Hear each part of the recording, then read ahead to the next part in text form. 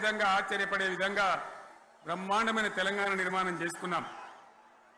ఆ విధంగా 25 సంవత్సరాల సుదీర్ఘ చరిత్రను ఈరోజు ఈ వరంగల్ గడ్డ మీద మనం జరుపుకుంటా ఉన్నాం. రజతోత్సవ సందర్భంలో జరుపుకుంటా ఉన్నాం. చాలామంది చాలా రకాల ప్రయత్నాలు చేసినారు. ఇక్కడ కూడా ఇప్పుడు కూడా బ్రహ్మాండమైనటువంటి ప్రయత్నాలు చేస్తూ ఉన్నారు. నేను ఒక్కటే మాట చెప్తా ఉన్నా, ఈ గడ్డకు ప్రత్యేకత ఉంది.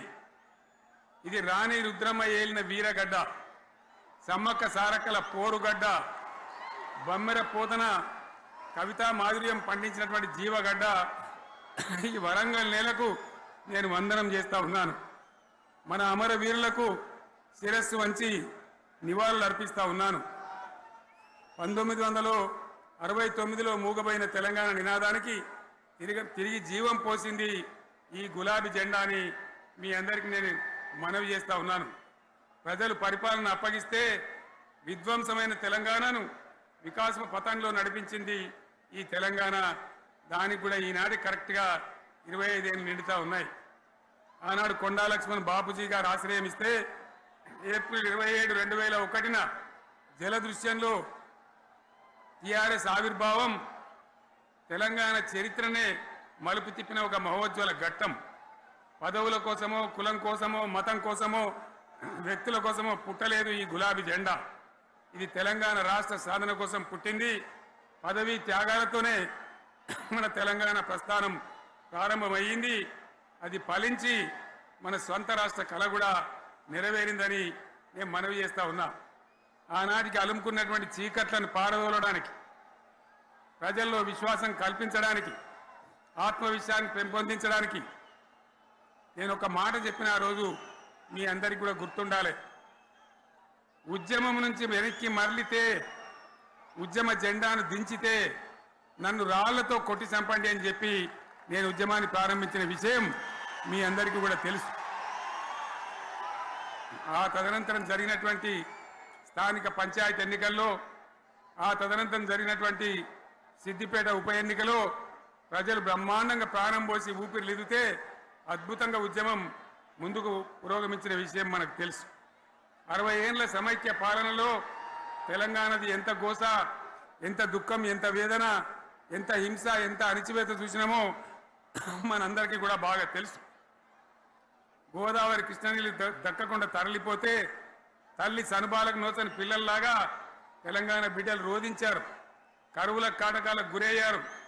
అర్ధరాత్రి కరెంట్లు పెట్టబోయి పాములు గుట్టి, తేలు గుట్టి చాలా భయంకరంగా అనాథల్లాగా చనిపోయినారు. ఆ రకంగా జరుగుతూ ఉంటే ఇక్కడ ఉన్నటువంటి ఆనాడు కాంగ్రెస్లో, టీడీపీలో ఉన్నటువంటి నాయకులు పదవుల కోసం పెదవులు మూసిండ్రు తప్ప ఏనాడు నోరు తీసి కొట్టాడలేదు. గులాబీ జెండా ఎగిరేదాకా కనీసం తెలంగాణ సోయిని కూడా ప్రదర్శించలేకపోయినారు. మీ అందరికీ తెలుసు, తెలంగాణ కోసం అవసరమైన ప్రతి సందర్భంలో పదవులు త్యాగం చేసిన వాళ్ళు బీఆర్ఎస్ బిడ్డలు అని చెప్పి నేను గర్వంగా మనవి చేస్తా ఉన్నా. కానీ పదవుల కోసం తెలంగాణను ఆగం చేసిన వాళ్ళు ఆనాడు ఉన్నటువంటి కాంగ్రెస్ నాయకులు అని చెప్పి కూడా నేను మనవి చేస్తా ఉన్నా. చంద్రబాబు నాయుడు ఆనాడు ముఖ్యమంత్రిగా ఉండి ఎంత ఘోరమంటే హైదరాబాద్ నడిబొడ్డున ఉండే తెలంగాణ గడ్డలో ఉండేటువంటి రాజధానిలో మన శాసనసభలో తెలంగాణ పదాన్ని నిషేధించినాడు. తెలంగాణ అనవద్దని స్పీకర్ ద్వారా రూలింగ్ ఇప్పించినారు. ఇదే జిల్లాకు చెందినటువంటి ప్రణయ్ భాస్కర్ గారు ఆ రోజు ఎమ్మెల్యేగా శాసనసభలో తెలంగాణ అంటే అది నేరమైనట్టుగా పరిగణించి తెలంగాణ పదాన్ని నిషేధించేటువంటి ప్రయత్నం చేసినారు. మిత్రులారా, మీకు అందరికీ చరిత్ర తెలుసు. ఆనాడైనా ఏనాడైనా ఈవెన్ ఈనాడైనా తెలంగాణకు విలన్ నంబర్ 1 కాంగ్రెస్ పార్టీ అని మనవి చేస్తా ఉన్నా. మనందరికీ కూడా తెలుసు ఆ విషయం. తెలంగాణ హైదరాబాద్ స్టేట్ పేరుతో ఉన్ననాడు ప్రజలు వద్దంటుంటే కూడా బలవంతంగా తెలంగాణను ఆంధ్రాతో కలిపిన వాళ్ళే.